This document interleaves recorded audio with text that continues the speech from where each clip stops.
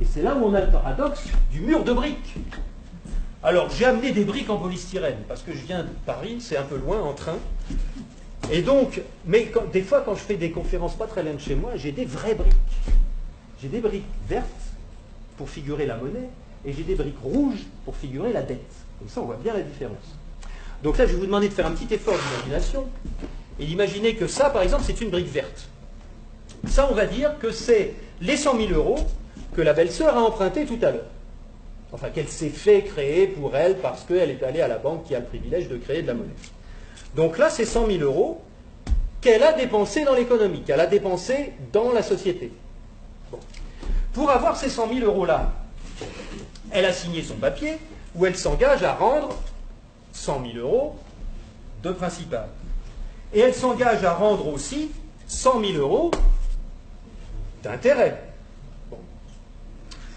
Nous, on avait bien 100 000 euros au départ, et grâce à elle, on a eu 200 000 de masse monétaire, ce qui nous a permis de générer de l'activité et de générer de l'emploi. On a trouvé ça génial.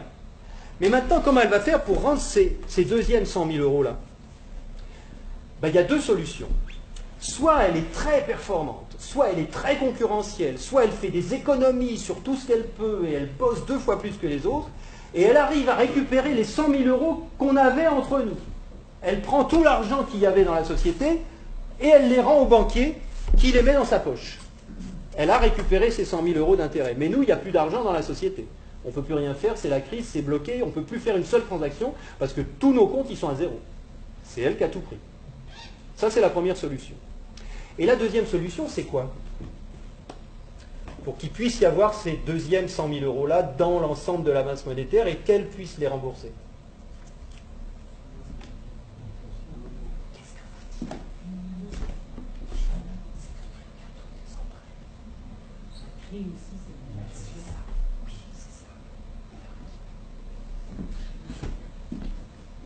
La meilleure solution, c'est qu'il y ait un autre emprunteur qui arrive, un nouvel emprunteur, qui aille voir le même monsieur banquier et qui dise, écoutez, moi j'ai besoin de 100 000 euros pour construire quelque chose. Du coup, il va se faire créer 100 000 euros, le nouvel emprunteur. Mais pour avoir ces 100 000 euros, il va falloir qu'il les rende. Et il va falloir qu'il rende aussi 100 000 euros d'intérêt. Donc là, on a 2 briques de monnaie et on a 4 briques de dette à rembourser. Comment on fait? Comment il fait? Alors elle, la première, comme lui, il a créé 100 000 euros, elle peut aller les reprendre, parce qu'ils y sont maintenant dans la masse monétaire, et elle peut les rendre au banquier. Mais lui, le deuxième, comment il fait pour rendre ces 100 000 euros-là, et comment il fait pour rendre ses intérêts au-dessus? Bah, soit il pille tout le monde et il arrive à vider les comptes de tout le monde pour les rendre au secteur bancaire, soit il y a un troisième emprunteur qui arrive et qui dit, pas de problème, moi je vais emprunter 100 000 euros. Mais en empruntant 100 000 euros, il s'engage à rembourser 100 000 euros de principal, plus 100 000 euros d'intérêt. Donc comment on fait pour rembourser les dettes ici? Sachant que si on rembourse toutes les dettes, il n'y a plus de monnaie. Et il en reste encore à rembourser. Donc pour rembourser ce qu'il y a au-dessus, il faut qu'il y ait encore un nouvel emprunteur qui arrive et qui dise, voilà, moi j'emprunte 100 000 euros, comme ça lui, il pourra, celui d'avant, il pourra rembourser ses intérêts. Mais en empruntant mes 100 000 euros, je crée à nouveau 100 000 euros de principal. Le système s'écroule. Le système s'écroule. C'est le mur de la dette. Ça ne peut pas durer. Et c'est là où on en est en ce moment. Donc là, je pense que vous avez compris que c'est la raison principale pour laquelle toutes les entreprises, tous les politiciens, tous les responsables économiques trépignent sans arrêt pour nous dire il faut de la croissance, il faut de la croissance. Parce que c'est seulement en ayant de la croissance qu'il va y avoir des nouveaux emprunteurs qui vont arriver pour emprunter l'argent pour que les anciens emprunteurs puissent rembourser leurs dettes et leurs intérêts. Parce que s'il n'y a pas de nouveaux emprunteurs qui arrivent pour que les anciens emprunteurs puissent rembourser leurs intérêts, le système s'écroule. Et on est obligé de menacer les anciens emprunteurs qui ne peuvent plus payer leurs intérêts. On est obligé de les obliger à l'austérité, on est obligé de leur piller leurs biens nationaux. C'est ce qui se passe en Grèce en ce moment. Alors on va parler pour finir des pays du tiers-monde. Parce que alors là, le système dont je viens de vous parler, il est merveilleux parce que, bon, c'est très bien d'endetter une belle sœur dans une petite ville, c'est très bien d'endetter une grosse entreprise dans une capitale, mais le top du top, c'est d'endetter tout un pays d'un coup. Et là, il y a des spécialistes de ça, il y a le Fonds monétaire international, il y a la Banque mondiale, il y a l'OMC, qui ont des individus, des équipes particulières qui vont dans les pays pauvres, en général où on peut trouver des ressources qui sont utiles aux pays riches, des ressources minières, des ressources géologiques, des ressources énergétiques, du pétrole, etc. Et on dit aux dirigeants de ces pays, est-ce que vous savez que vous êtes assis sur des montagnes de profits? Mais comment vous allez faire pour les tirer du sol, pour les extraire? Vous n'avez pas d'usine, vous n'avez pas de route, vous n'avez pas d'ouvriers, vous n'avez pas de savoir-faire, vous ne savez rien. Et pourtant, Dieu sait que vous pourriez vous enrichir, et enrichir votre population.